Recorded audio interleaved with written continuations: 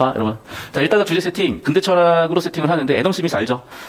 인간은 이기적 동물이야, 기본적으로. 그런데 왜 이기적인 행동이 사회적 이익을 최대화시킬까? 사실, 이기적 존재라고 하면 우리는 성악설을 생각하기 마련인데요. 사실은, 애덤 스미스는 한편으로 성선설, 성악설 잘 좋아 이루는 사람 같다. 무슨 얘기냐면, 도덕론인가를 아마 썼을 거야. 정확히 이름 기억이 안 나네.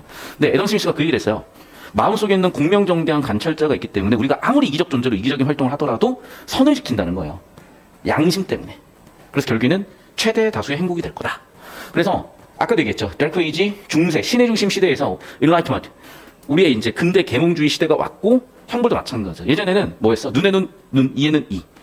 왕에 의해서 형벌이 내려지고 되게 자의적이었단 말이에요. 그런 것들을 다 극복해간 거죠. 근데 형벌이 없을 수는 없는 거야. 그럼 어떻게 있어야 되는 거냐? 전제 첫 번째. 인간이 이기적 존재라는 거예요. 그러니까 누가 공익을 위해서 희생을 하냐고. 그렇게 전제하고 하면 안 된다고. 야, 모두를 위해서 네가 희생을 해. 아니, 어떤 미친놈이 희생을 해요. 안 한다니까, 진짜. 누가 해? 그걸 왜 해야 돼? 그러니까 근본적으로 네가 희생하면 모두 좋아. 이런 개소리야. 희생을 강요하면 안 돼.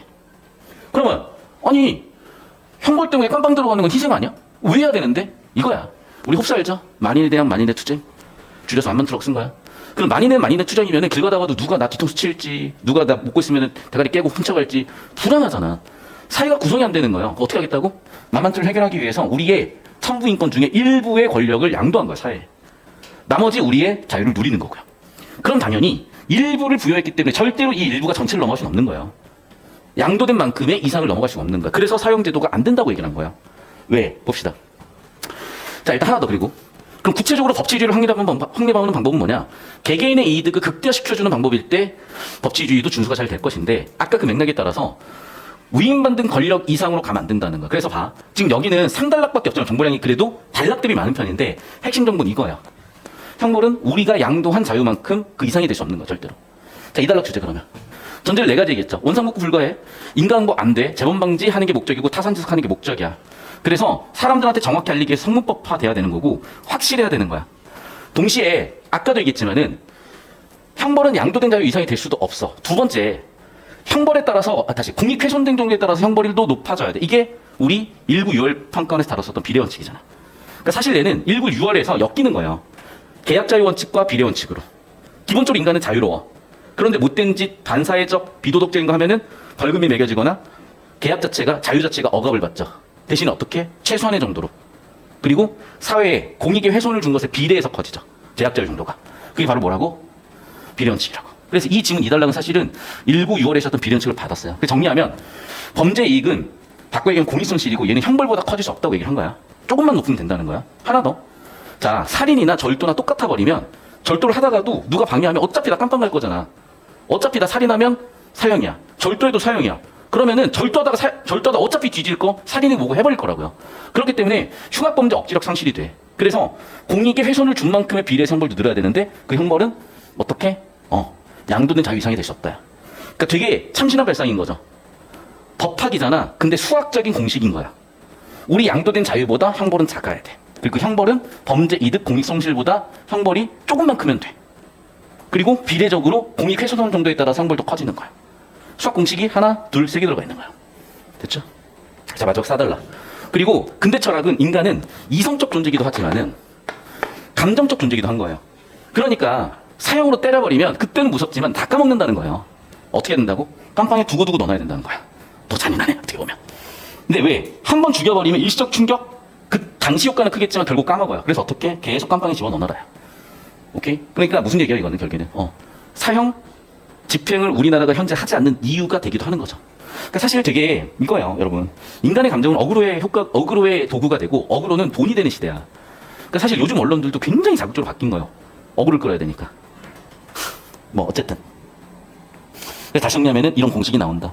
우리의 생명, 즉 천부인권보다 절대로 형벌이 이상이 될 수 없는 거죠. 왜? 우리 천부인권 중에 일부를 떼준 거니까. 근데 우리 천부인권 중에 제일 중요한 게 뭐야? 생명권이야. 우리 생명이야. 그러니까 형벌이 생명을 뺏을 수는 없다는 거야. 이해됐어요? 그래서 이 구조 세팅이 된 거고, 이거는 구조도 구조인데 소재적으로 되게 유의미해서 제가 다룬 거예요. 그러니까 올해 법이 나온다면 분명히 내가 오늘 언급한 키워드들하고 엮일 거예요. 아시겠습니까? 그래서 이제 마지막으로 다시 한번 주제 구조 한번 흐름을 잡았고, 필기도 하셨죠? 정답 골라보겠습니다. 쉽게 풀었을 것 같아요. 1번 선지. 1단락이 전제죠. 2번 선지. 그렇죠. 이성적이자 타산이요. 타산. 이해타산. 갑자기 말을 훅 날려보니까 헷갈리네. 이해타산적이다. 이기적이죠. 동시에 뭐라고? 감정적이죠. 정말 깔끔하게 잘 냈어요. 맞죠? 이게 뭐야? 근대의 철학관이야. 2단락에 나와 있고, 1단락에 마지막 3단락에 또 나와 있는 내용이고, 글씨 예쁘게 쓸게요. 아유, 자꾸 이래. 1단락 플러스 3단락. 자, 개개인의 국민은 주권자로서 형벌을 시행하는 주체가 아니죠. 개개인의 국민은 양도했죠. 주권을 주체에게. 주체가 아니라고. 그래서 대의 정치를 통해서 그 대의를 이어받은 사람이 주체가 되는 거죠. 형벌 주체가 되는 거죠. 그래서 뭐라고? 주권자가 이를 위탁받아 관리한다. 됐나요? 그리고 근대니까. 지금 국민주권주의야. 현대니까 완전히. 근데 그 시절에는 뭐라고? 왕이, 군주가 존재할 수 있는 근거를 또 이렇게 찾은 거죠. 왜? 갑자기 국민주권 하면은 어떤 왕이 가만히 있겠어요? 어떤 귀족이 가만히 있겠고. 그러니까 점차적으로 민주주의가 확립되는 과정에 좀 더 국민들의 자유와 권리를 보장하는 형태로 나간 거겠죠. 옛날에 왕맘대로 했던 거를. 그래서 이 내용 잘 엿봤으면 보였을 거고요. 발제독이 아니야. 주제구조를 이해하니까 보인 거예요. 이거는 2, 3단락 내용이죠. 왜? 특히 3단락 내용이죠. 왜? 인간은 감정적 존재니까. 이것도 핵심 공식이죠. 항상 형벌권은 양도된 자유보다 낮아야 된다. 작아야 된다. 기억에 대한 설명. 기억 어디냐? 울타리. 뭐라고 여기 나와 있는 거는? 비례원칙이죠. 비례원칙으로서의 형벌이죠. 형벌의 역할. 어디라고? 2단락의 3번. 재범방지죠. 예방이죠. 그 다음에 2단락의 요건 두 번째. 확실성. 예방성. 그러니까 발제독처럼 보여도 그게 아니라니까. 주제구조 잡고 와, 제발. 자, 이건 뭐라고? 비례원칙이죠.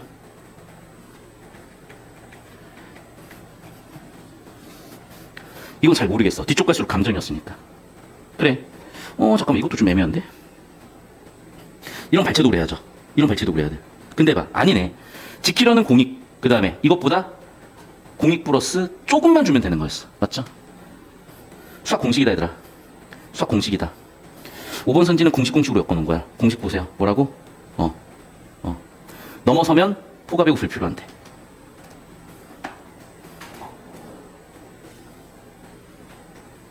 또 손실보다 형벌이 가는 손해가 조금이라도 크기만 하면 된대. 높게 설정할수록이 아니죠. 조금만 크면 되는 거야. 조금만. 됐나요?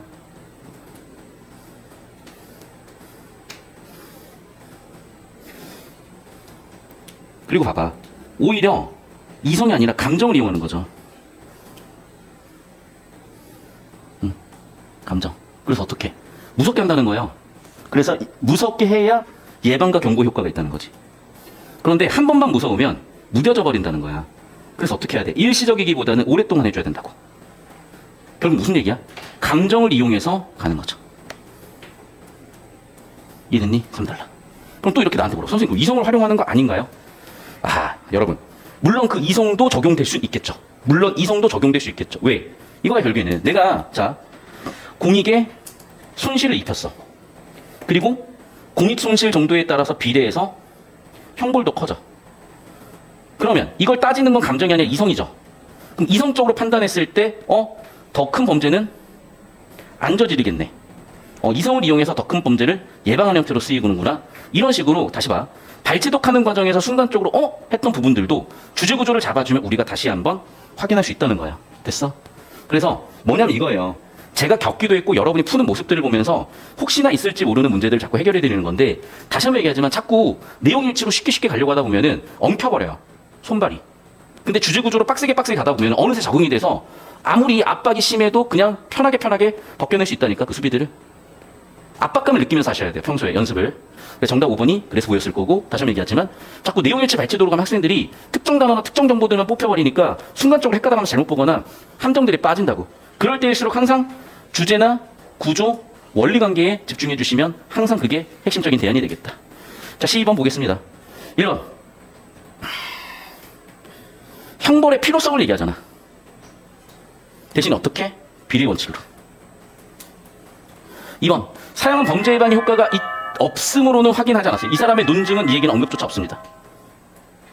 3번. 사형은 사람의 기억이 영구에 각인되는 잔혹한 아니요. 영구가 일시적이라니까. 4번. 가장 큰 가치를 내어준 합의가 있을 수 없다. 맞죠. 정확하죠. 그런 사회계약률 입장에서 사형 비판. 정답 4번이겠죠. 왜? 다시 한번 얘기하지만 우리는 첨부 인권보다 작은 양도된 권력과 우리가 누리는 자유가 있기 때문에 어떻게 첨부 인권 생명보다 얘가 클 수 있냐. 무조건 작다죠. 정답은 4번. 됐습니까?